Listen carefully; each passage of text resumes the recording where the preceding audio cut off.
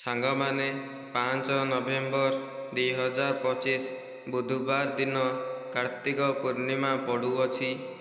ଏହି ପୂର୍ଣ୍ଣିମା ଦିନ ଗାଈକୁ ଖୁଆଇ ଦିଅନ୍ତୁ ଏହି ଗୋଟିଏ ଜିନିଷ, ଯାହାଫଳରେ ଆପଣ ହୋଇଯିବେ ରାତାରାତି କୋଟିପତି। ଆଉ ମା ଲକ୍ଷ୍ମୀଙ୍କ ଆଶୀର୍ବାଦ ସଦାସର୍ବଦା ତମ ଉପରେ ହିଁ ରହିବ। ଆଉ ଏହି ମାସକୁ ସବୁଠାରୁ ପୁଣ୍ୟର ମାସ ବୋଲି ମାନାଯାଇଥାଏ। ଏହି ମାସରେ ଆପଣ ଗାଈକୁ ଏହି ଛୋଟିଆ କ୍ଷୁଦ୍ର ଜିନିଷ ଖୁଆଇ ଦିଅନ୍ତୁ। ଦେଖିବେ ଆପଣଙ୍କର ଜୀବନରେ ପରିବର୍ତ୍ତନ ହେବାକୁ ଲାଗିବ। ଆଉ ସଦାସର୍ବଦା ମାଙ୍କ କୃପାରୁ ଆପଣଙ୍କ ଘରେ ସବୁବେଳେ ଧନର ବର୍ଷା ହିଁ ହେବ।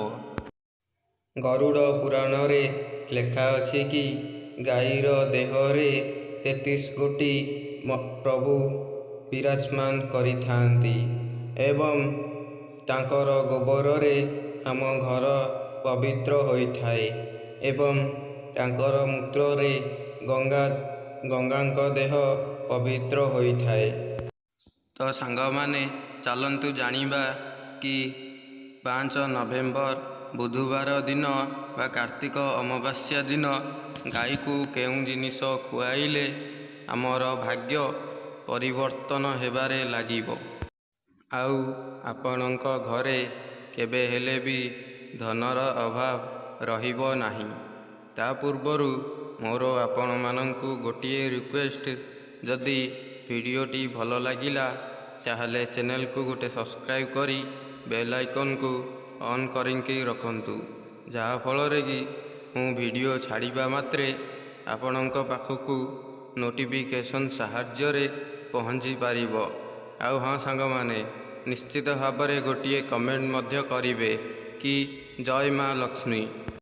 ଗାଈକୁ ସନାତନୀ ଧର୍ମରେ ସବୁବେଳେ ଲକ୍ଷ୍ମୀ ରୂପେ ମାନାଯାଇଥାଏ।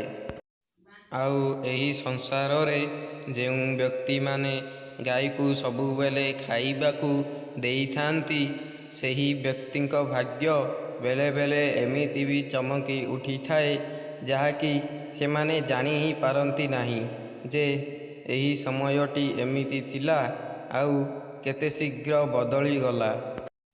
ଯେଉଁ ଘରେ ଗାଈର ସେବା ବା ଗୋମାତାର ସେବା ସଠିକ୍ ସ୍ୱଚ୍ଛ ଭାବରେ କରାଯାଇଥାଏ, ସେହି ଘରେ କେବେ ହେଲେ ବି ଅଶାନ୍ତି ଲାଗି ରହିନଥାଏ। ବରଂ ସେହି ଘରେ ମା ଲକ୍ଷ୍ମୀ ବହୁତ କୃପା ହୋଇଥାନ୍ତି। ହିନ୍ଦୁ ଧର୍ମରେ ଗାଈକୁ ରୁଟି ଖାଇବାକୁ ଦେବା ଦ୍ୱାରା ତାଙ୍କ ଘରର ଉନ୍ନତି ହୋଇଥାଏ ଏବଂ କୌଣସି ବି ବାଧାବିଘ୍ନ ସୃଷ୍ଟି ହୋଇନଥାଏ। ଯେଉଁ ଘରେ ଆପଣମାନେ ବନେଇଥିବା ଫାଷ୍ଟ ରୁଟିକୁ ନେଇ ଗାଈକୁ ଖାଇବାକୁ ଦେଲେ, ସେହି ଦିନଟି ଆପଣଙ୍କର ବହୁତ ଶୁଭଦାୟକ ହୋଇଥାଏ। ଆଉ ଗାଈ ମଧ୍ୟରେ ଥିବା 33 କୋଟି ଦେବାଦେବୀ ଆପଣଙ୍କର ସବୁବେଳେ ସୁଖରେ ହିଁ ସାହାଯ୍ୟ କରିଥାନ୍ତି ଆଉ ଆପଣଙ୍କୁ ଆଶୀର୍ବାଦ ମଧ୍ୟ କରିଥାନ୍ତି। ଆଉ ଅନେକ ଦେଶମାନଙ୍କରେ, ଯାହାକି ବାହାର ଦେଶମାନଙ୍କରେ ଗାଈକୁ ମାରି ତାର ମାଂସ ଖିଆଯାଏ।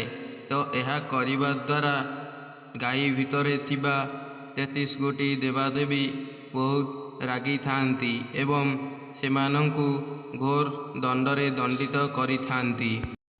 ଆଉ ହଁ ସାଙ୍ଗମାନେ, ଗୋଟେ କଥା ସବୁବେଳେ ମନେ ରଖନ୍ତୁ ଯେ ଗାଈକି କେବେ ହେଲେ ବି ଶୁଖିଲା ରୁଟି କିମ୍ବା ବାସି ହୋଇଯାଇଥିବା ରୁଟି ଖାଇବାକୁ ଦିଅନ୍ତୁ ନାହିଁ। ଆଉ ଯେଉଁ ବ୍ୟକ୍ତିମାନେ ବି ଏହା କରୁଛନ୍ତି, ସେମାନେ ବହୁତ ବଡ଼ ଭୁଲ କରିବାରେ ଲାଗୁଛନ୍ତି। ଆଉ ଗାଈ ଭିତରେ ଥିବା 33 କୋଟି ଦେବାଦେବୀ ସେମାନଙ୍କୁ ବହୁତ ଦଣ୍ଡ ଦେଇଥାନ୍ତି। ଯେଉଁ ଘରେ ଗାଈ ରହିଥାଏ, ସେହି ଘରେ ବାସ୍ତୁଦୋଷ ସବୁବେଳେ ଦୂରେଇ ହିଁ ଯାଇଥାଏ। ଧର୍ମଗ୍ରନ୍ଥ ଅନୁସାରେ ଗାଈ ଭିତରେ ଥିବା ଦେବାଦେବୀଙ୍କୁ ପୂଜା କଲେ ବା ସବୁଦିନେ ଧୂପ ଦୀପ ଦେଇ ପୂଜା କଲେ, ସେମାନେ ଆମ ପୂଜାରେ ସନ୍ତୁଷ୍ଟ ହୋଇ ଆମକୁ ବହୁତ କିଛି ସାହାଯ୍ୟ କରିଥାନ୍ତି। ଆଉ ଗୋଟେ କଥା ମୁଁ ଆପଣମାନଙ୍କୁ ଶିଖାଇବାକୁ ଯାଉଛି କି ଦେବତା ବା ଗାଈଙ୍କୁ ପୂଜା କରିବା ଦ୍ୱାରା ଆମକୁ କେଉଁ ଫଳ ମିଳିଥାଏ, ଆଉ ବାସ୍ତୁଦୋଷ ବୃଦ୍ଧି ହେବା ଦ୍ୱାରା ଆମେ କିପରି ଜାଣିବା, ତାହା ଏହି ଭିଡ଼ିଓ ମାଧ୍ୟମରେ ଆମେ ଜାଣିପାରିବା। ଭିଡ଼ିଓକୁ ଫାଷ୍ଟରୁ ଲାଷ୍ଟ ଯାଏଁ ନିଶ୍ଚୟ ଦେଖନ୍ତୁ, ଜାଣିପାରିବେ। ଯେଉଁ ବ୍ୟକ୍ତି ଗାଈକୁ ସବୁବେଳେ ପୂଜା କରିଥାଏ, ତା କରିବା ଦ୍ୱାରା ଗାଈ ଭିତରେ ଥିବା 33 କୋଟି ଦେବାଦେବୀଙ୍କର ଆଶୀର୍ବାଦ ସେହି ବ୍ୟକ୍ତି ଉପରେ ସଦାସର୍ବଦା ପ୍ରାପ୍ତ ହୋଇଥାଏ। ଯେଉଁ ବ୍ୟକ୍ତି ଗାଈକୁ ସଦାସର୍ବଦା ନିଜ ମାଠୁ ବି ଅଧିକ ଭଲ ପାଇବା ଦେଇଥାଏ, ସେହି ବ୍ୟକ୍ତି କେବେ ହେଲେ ବି ଜୀବନରେ ହାରି ନଥାଏ।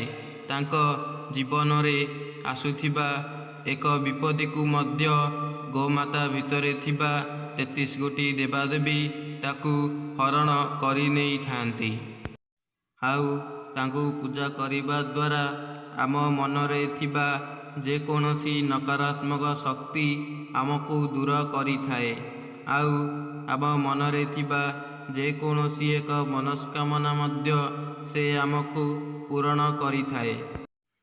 ଗାଈକୁ ସବୁବେଳେ ପୂଜା କରିବା ଦ୍ୱାରା ମା ଲକ୍ଷ୍ମୀ ସେଠାରେ ପ୍ରସନ୍ନ ହୋଇଥାନ୍ତି, ଆଉ ସେହି ବ୍ୟକ୍ତିଙ୍କର ଆର୍ଥିକ ଅଭିବୃଦ୍ଧି ସବୁବେଳେ ଦୃଢ଼ ହୋଇଥାଏ। ଖରାଦିନେ ଆପଣଙ୍କ ଘରକୁ ପାଣି ପିଇବାକୁ ଆସୁଥିବା ଗାଈକୁ ପାଣି ପିଇବାକୁ ଦିଅନ୍ତୁ।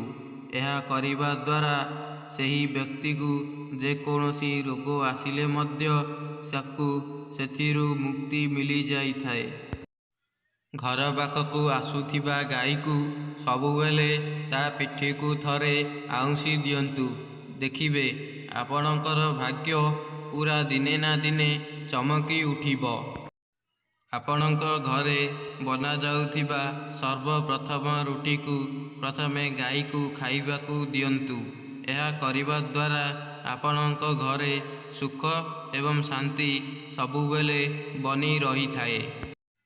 ଯଦି ପ୍ରତ୍ୟେକ ଦିନ ଆପଣଙ୍କ ଘରକୁ ଗାଈ ଆସିଥାନ୍ତି, ତେବେ ଜାଣିନିଅନ୍ତୁ ଆପଣ ବହୁତ ଭାଗ୍ୟଶାଳୀ ଅଟନ୍ତି ଏବଂ ଜୀବନରେ ବହୁତ ଆଗକୁ ମଧ୍ୟ ଯାଇପାରିବେ। ଏଥିରେ କୌଣସି ବି ସନ୍ଦେହ ମଧ୍ୟ ନାହିଁ। ଏବଂ ଏହା ମଧ୍ୟ ଗୃହକୁ ଭଲ ସମୟ ଆସିବାର ସଂକେତ ମଧ୍ୟ ହୋଇଥାଏ। ଗୋମାତା ସବୁବେଳେ ସେହି ଘରକୁ ଆଗମନ କରିଥାନ୍ତି ଯେଉଁ ଘରେ ଭଲ ଲୋକ ଏବଂ ଭଲ ବ୍ୟବହାର ବହୁତ ଦେଖେଇଥାନ୍ତି।